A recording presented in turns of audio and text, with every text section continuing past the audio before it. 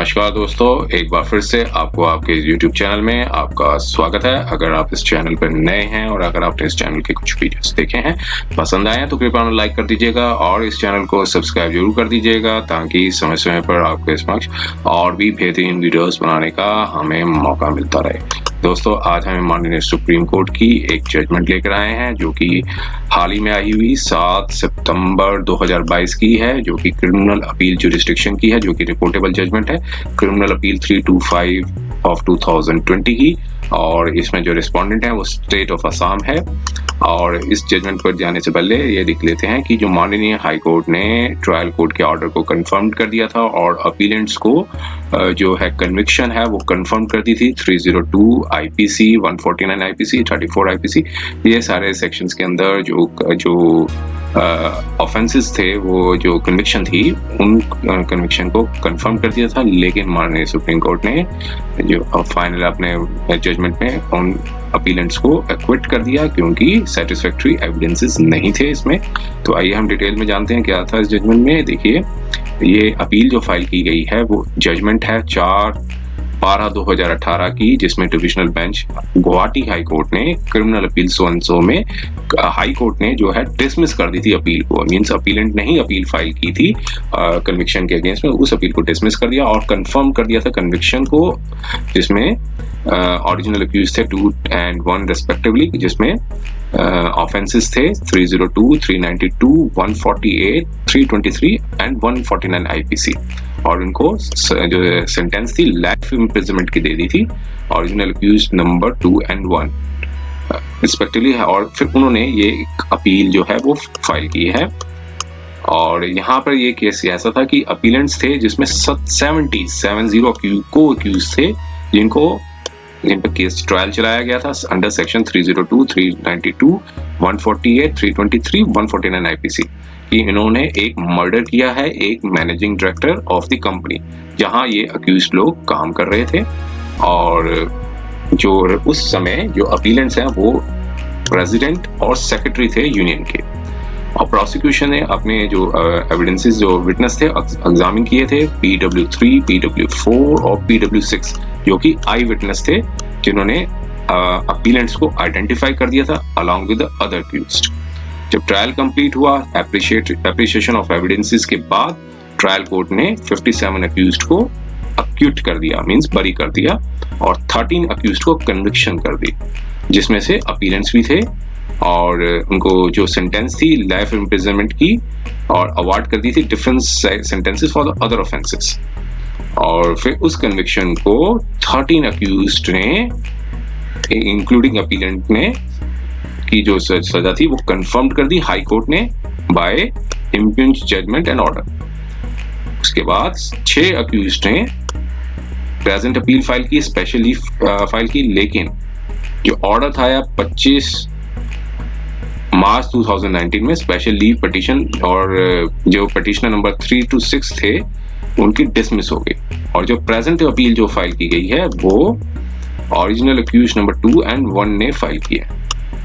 अब जो council appear हुआ अक्यूज के बिहाफ पे, उन्होंने कहा कि कोई एविडेंस नहीं है अपीलेंट्स के अगेंस्ट कि उन्होंने कोई किसी प्रकार की इंजरी की हो या कोई कमीशन ऑफ द ऑफेंस में पार्टिसिपेट किया हो जो जिसकी वजह से उनको कन्विक्शन दी गई है। और उन्होंने कहा कि ये अपीलेंट्स हैं वो एक ऑफिस बेरर्स थे यूनियन के, और उनके बीच में जो टॉक्स थी लेबर चल रही थी जिसमें से लेबरर्स थे वो गैदर्ड हुए, उन्होंने अटैक किया। अपीलेंट्स ने कंट्रोल करने की सिचुएशन को कंट्रोल करने की कोशिश की, लेकिन जो मॉब था उन्होंने अटैक कर दिया डिसीज्ड को, मैनेजिंग डायरेक्टर को, जिनकी डेथ हो गई बाद में इंजरीज की बात। और यहाँ पे बताया कि कोई एविडेंस नहीं है कि अपीलेंट ने इंस्टिगेट किया हो मॉब को, या फिर किसी तरीके का डिपोजिशन भी नहीं है कि आई विटनेस ने देखा हो कि कहा कि ये अपीलेंट्स ने इस तरह का ऑफेंस किया जिसकी वजह से उनको कन्विक्शन हुई है। और फिर उसके बाद स्टेट के जो काउंसिल थे उन्होंने कहा कि अपील को अपोज किया। उन्होंने कहा कि ऑलरेडी ये रिकॉर्ड में आ चुका है कि आई विटनेस थे PW3, PW4 और PW6, उसने जो कहा कि ये ऑफिस बेरर्स थे, वो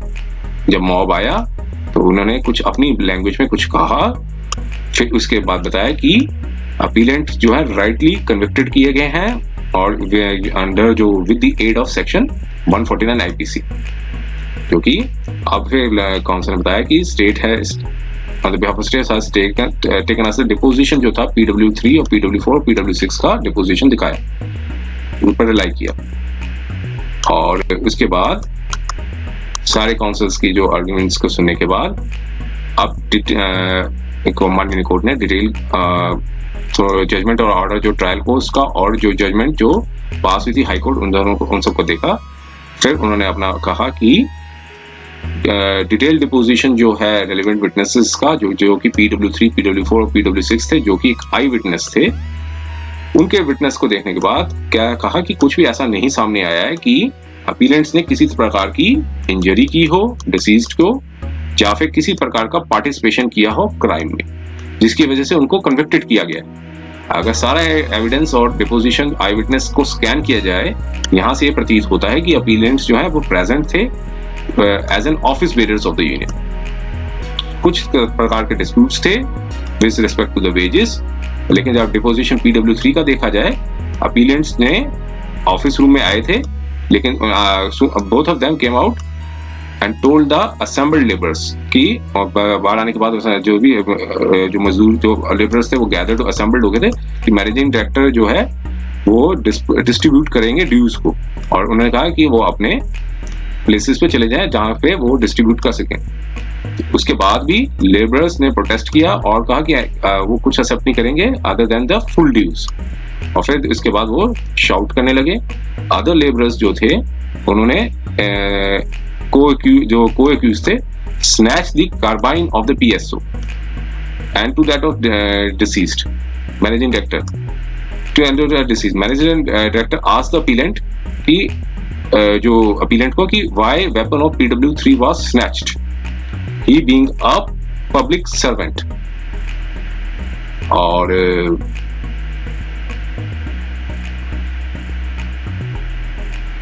तो फिर साथ में बताया कि रिकॉर्ड में जो है कि बताया गया कि अक्यूज ने कुछ लेबरर्स को अपनी लैंग्वेज में कहा कुछ, जिसकी वजह से लेबरर्स जो है वो काफी एजिटेट हो गए, लेकिन रिकॉर्ड में ऐसा कुछ नहीं आया कि क्या अटैक किया अक्यूज ने। और इन द एब्सेंस ऑफ कोई कॉन्क्रीट एविडेंस होने की ना वजह से अपीलेंट्स ने अटैक किया और इंजरी की डिसीज्ड को, और even the PSO in the absence of कोई एविडेंस नहीं होने की वजह से जो कि अटर किया अपीलेंट ने कि अपनी कोई भाषा में कोई ऐसा एब्सेंस ऑफ एविडेंस होने की वजह से कि अपीलेंट्स ने इंस्टिगेट किया है कि हम यहाँ पे निर्णय देते हैं कि अपीलेंट्स को कन्विक्शन नहीं किया जा सकता under section 302 IPC and section 149 IPC। तो अब हमने कहा कि हम अफर्म्ड व्यू देते हैं, माननीय कोर्ट ने कहा कि हम अफर्म्ड व्यू देते हैं कि कन्विक्शन जो है अक्यूज्ड की वो टोटली जो है जिन ऑफेंसेस में उनको कन्विक्ट किया गया वो अनसस्टेनेबल है, और इसी रीजंस को अब देखते हुए इम्प्यून जजमेंट और ऑर्डर जो पास किया गया है अगेंस्ट अपीलेंट्स को, कि जिसमें से ट्रायल कोर्ट ने कन्विक्टेड किया था अपीलेंट्स को अंडर ऑफेंसेस 302, 392, 148, 323, 149 IPC, इसको क्वैश किया जाता है और सेट असाइड किया जाता है। और जो इम्प्यून जजमेंट हाई कोर्ट की थी जिसमें ट्रायल कोर्ट ने कन्विक्ट किया था अदर अक्यूज्ड को, वो ऑलरेडी कंफर्म हो चुकी है। और यहाँ पर जो अपीलेंट्स हैं, जो ओरिजिनल अक्यूज नंबर 2 और 1 थे, उनको अक्विट किया जाता है फॉर द ऑफेंसेस जो कि उनको ट्राई किया गया, कन्विक्टेड किया गया, तो उनको रिलीज किया जाता है और जब तक कि उनकी कोई रिक्वायरमेंट ना हो अन्य अदर केस पे। तो ये थी जजमेंट जिसमें ट्रायल कोर्ट ने माननीय सुप्रीम कोर्ट ने अक्यूज्ड को जो अपीलेंट्स थे उनको अक्विट कर दिया under provisions of on the offences of section 302 and 149 IPC, और उनको लिबर्टी में उनको रिलीज कर दिया। तो उम्मीद है ये वीडियो आपको पसंद आया होगा। अगर ये वीडियो पसंद आया तो कृपया लाइक कर दीजिएगा और इस चैनल को सब्सक्राइब जरूर कर दीजिएगा, ताकि समय समय पर आपके समक्ष और भी बेहतरीन वीडियोस बनाने का हमें मौका मिलता है। समय देने के लिए बहुत बहुत धन्यवाद।